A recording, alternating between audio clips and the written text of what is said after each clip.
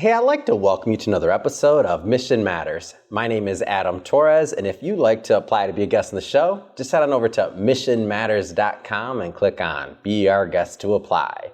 All right, so today I'm in Irvine, California at the Medical Innovation Forum powered by Octane, and my guest today is Santos. Welcome to the show.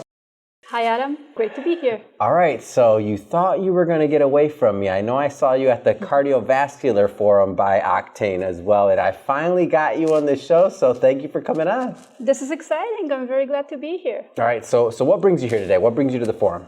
For me, this is a great networking venue. This is a place to meet awesome people and also great innovation. And new companies get a little bit of a head start and knowledge of what's happening in the medtech. Yeah. What's been one of your favorite parts of the conference so far?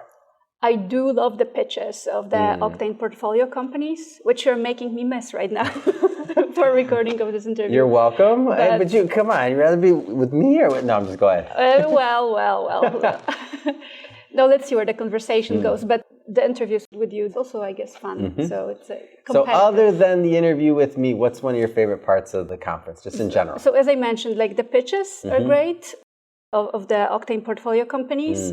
I do like panels as well. I love the discussions, mostly for exposing really good, thoughtful and insightful people that you can then, in this very casual environment of the Octane conference, meet at the networking after the speaker part, the sessions are ended.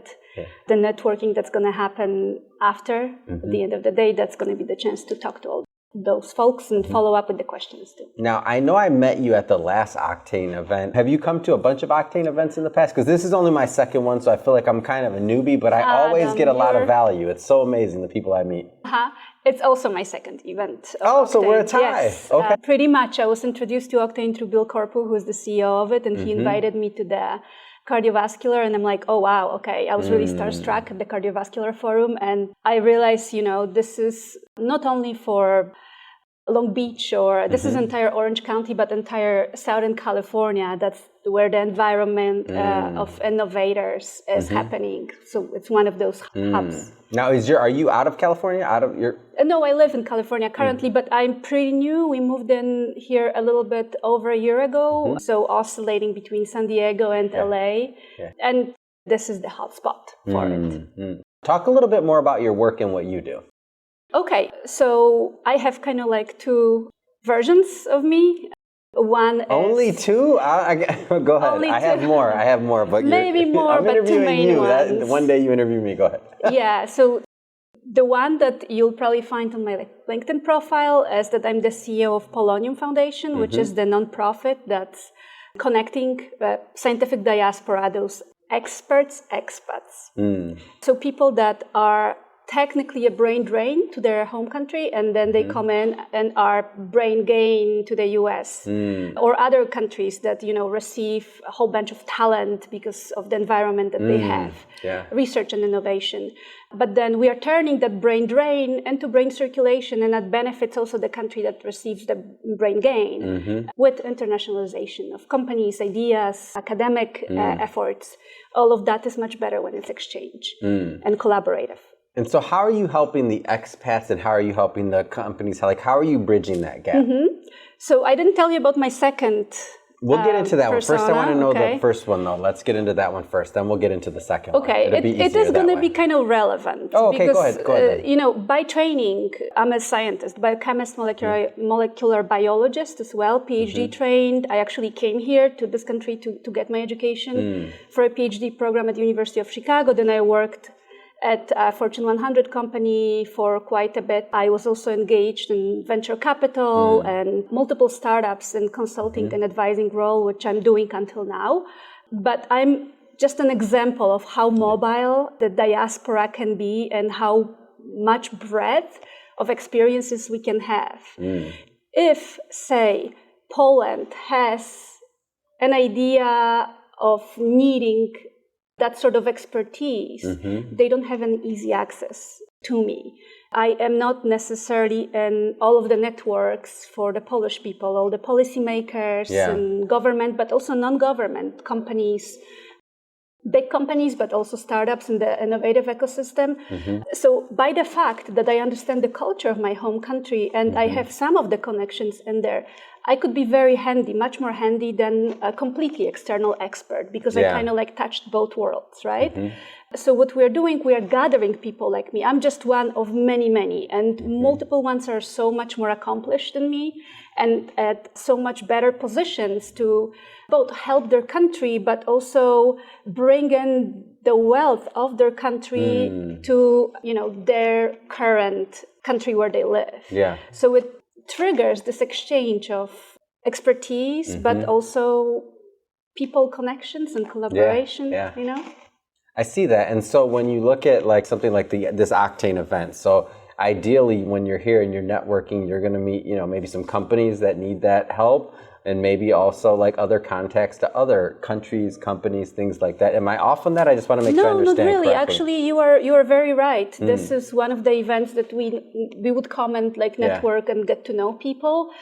We do organize our own events, which are typically hubbed in top-notch world universities. We actually initiated at the University of Oxford and the University of Cambridge in the UK. This is where we started over a decade ago.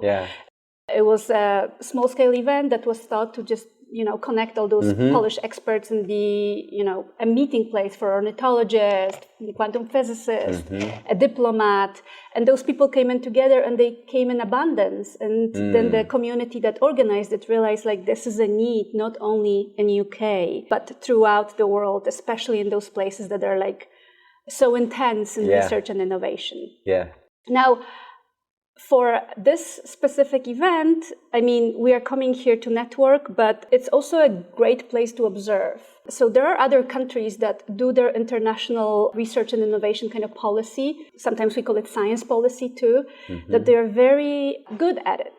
So for example, Canadian presence. I don't know if you have noticed Canadian presence at this event, like multiple companies. There are presenters. I noticed Canadian. You know who else I noticed that I was surprised? Puerto Rico. I saw quite a few Puerto Rico.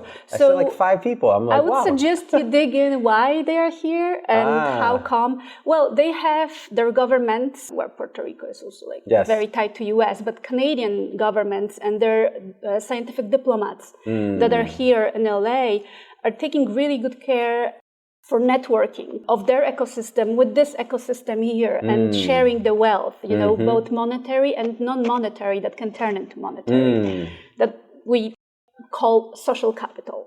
So that social capital and that exchange of connections and network, that's extremely valuable to both of the countries, Canada and the US. I must admit that Poland is still learning the skills in here, but kind of in the capacity of the nonprofit CEO, I'm here and I'm sniffing around and I'm seeing, can we match or try to match what Canadian folks are doing and their presence in here and how good it is to both of the ecosystems. Now you mentioned holding events in the UK and otherwise over 10 years ago. I have to ask, I know you've only been here a year, but are some events on the horizon here? So what's the thoughts? For over a decade, we've been organized, maybe like right now we are upping up to 50 events or so. Wow. The Oxford and Cambridge became annual conference. 1 year is in Cambridge, the other one in Oxford, so it changes. And then we have a whole bunch of events in Europe. So if any of the folks in here are in Europe, we kind of don't stick to one place all that much, although we had event a couple times in Paris, but we had event in Germany, in Berlin, in Switzerland, in Brussels. There is an event coming up this fall in Milan. Last year, last fall, we had an event at UC Berkeley, and we are kind of eyeballing Harvard, MIT region, or potentially also going back to Stanford in the next couple of years, and also, potentially Southern California at one of the universities. Well, that sounds good to me because I want to go, okay? You're going to get an invitation. So for me, that's what I'm saying. Okay. Yes. So final question, Ala. If somebody wants to follow up, they want to learn more about the organization, how do they do that? Well, they can just go online and learn about us from our website, poloniumfoundation.org. They are very free to reach out to me as well, which is going to end up in my inbox one way or another.